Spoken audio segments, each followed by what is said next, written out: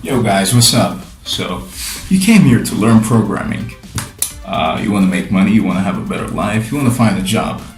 So, I'm telling you, you're choosing the right path. So, programming has been a very hot and interesting topic lately, and too many people are trying to actually become a programmer, but there is still a huge lack of programmers in the business.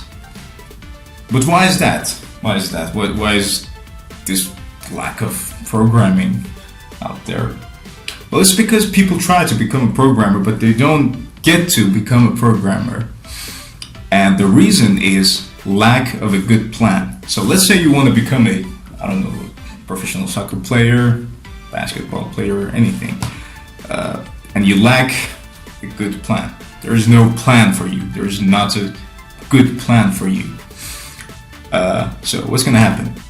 I'm telling you, you're going to fail. You're not going to learn it. You're not going to get professional in it. So is programming. If you don't have a good plan, you're going to fail in that. You're going to get exhausted and tired so soon. You're going to let go of it, and you're not going to become a programmer. So I'm going to help you schedule a plan for yourself to become a programmer as soon as possible for you. So stick to the video. We're going to talk more about it.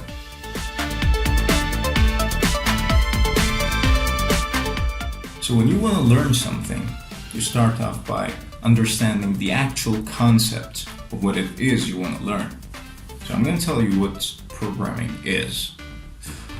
Well, programming is basically telling a computer what to do, whether it's to analyze a bunch of data or draw a red circle on the screen.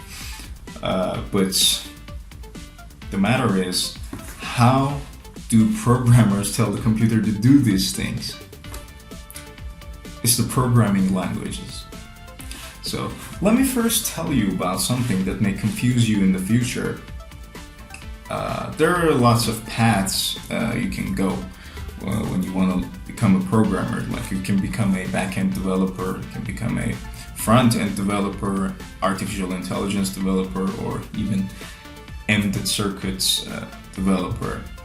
But if you want to become a front-end developer, you're going to deal with some languages that are not programming languages. They are designing languages, actually.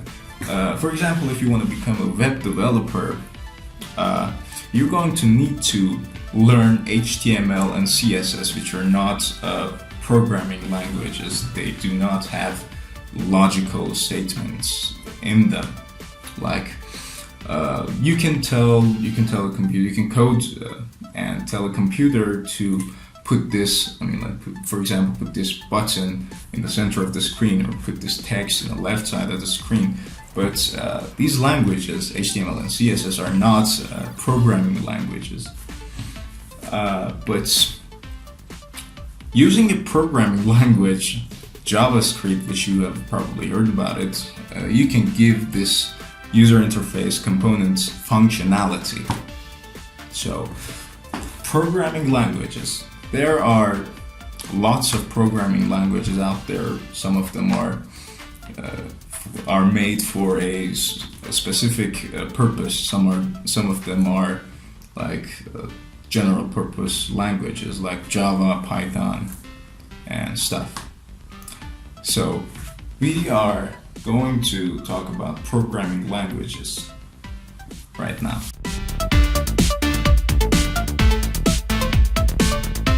Okay, here we are. By the way, guys, I just forgot to tell you that if you are a fast learner, learning HTML and CSS is going to take you about like 1 week and a half or 2 weeks, or assuming that you're a very slow learner, it's not going to take you more than 2 months and a half to learn HTML and CSS.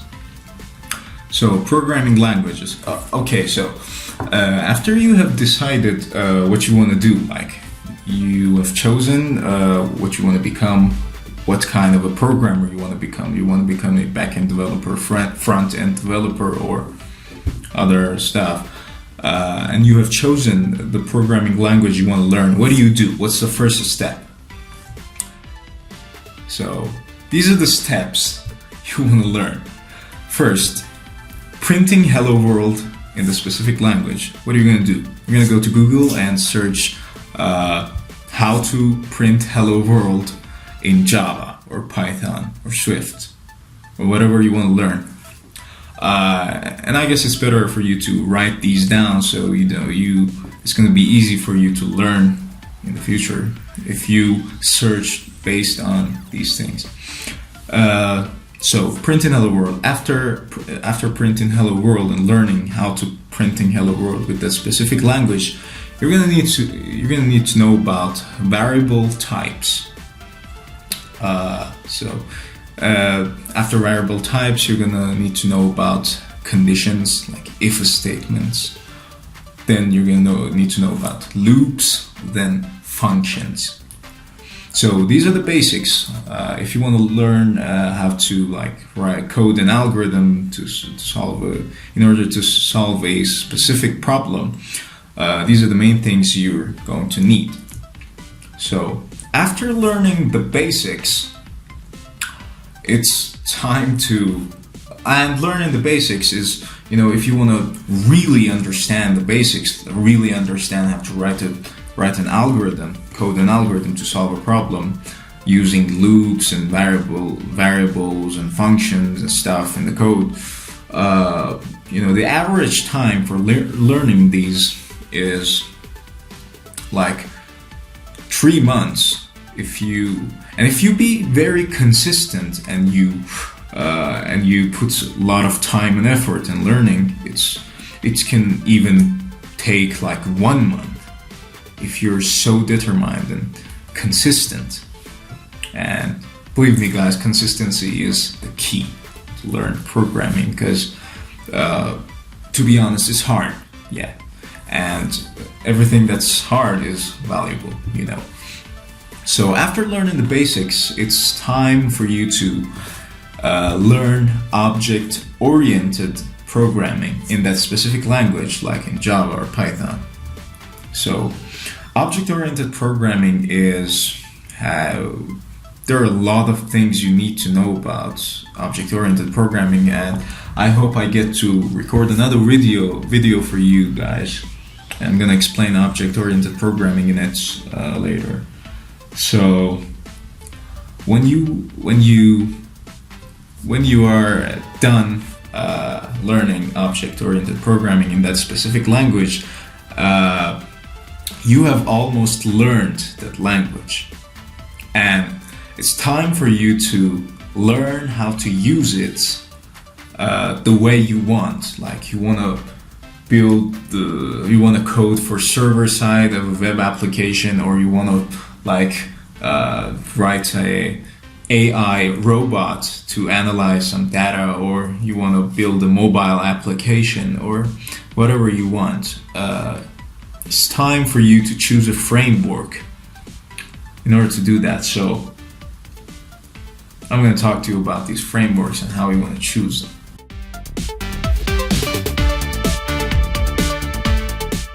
So assuming that you know how to code in a specific language like Java, and you've learned it and you're good in it, it's not so hard to learn a framework. Like Java, you did learn Java, and you want to use it in Android Studio to write code for mobile applications in Android. It's not going to take too much time.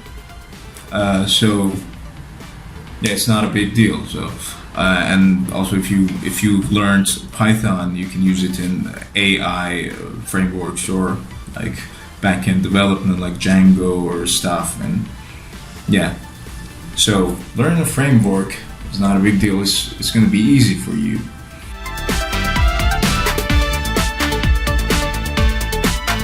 Okay, so let's talk about the next step, and this step is very important.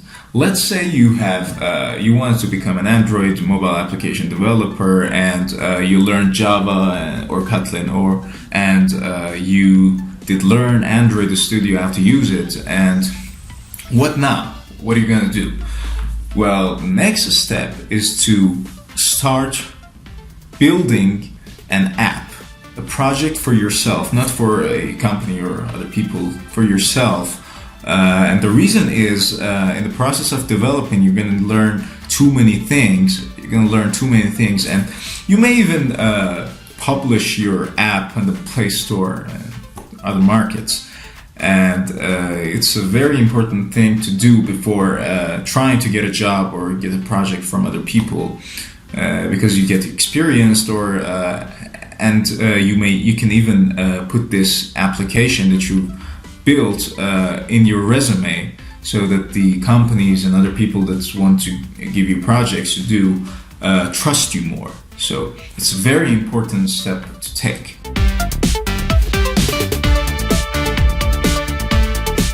Okay, the final step. What is the final step? You go out there, send your resume to companies, and you get a job. Or you get projects from people, like you can do freelancing, you can become a freelancer. So yeah, guys, that was it. And also, I forgot to tell you the main key, the key to learn how to program is learn how to search in Google. That's just it. No other things. And also the consistency you have. And yeah, you can make a fortune for your life, and you can get paid, and it's a well-paid job. Programming is a well-paid job worldwide. Whatever you are, you can get paid. So, alright guys, that was it. So I hope you liked the video and it's be useful for you.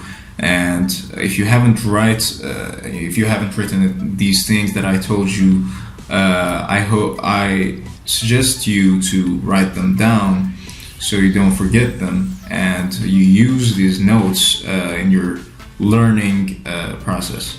So don't forget to subscribe to our channel, Tech Stuff with O&bu, and like, and have a good time. Thank you.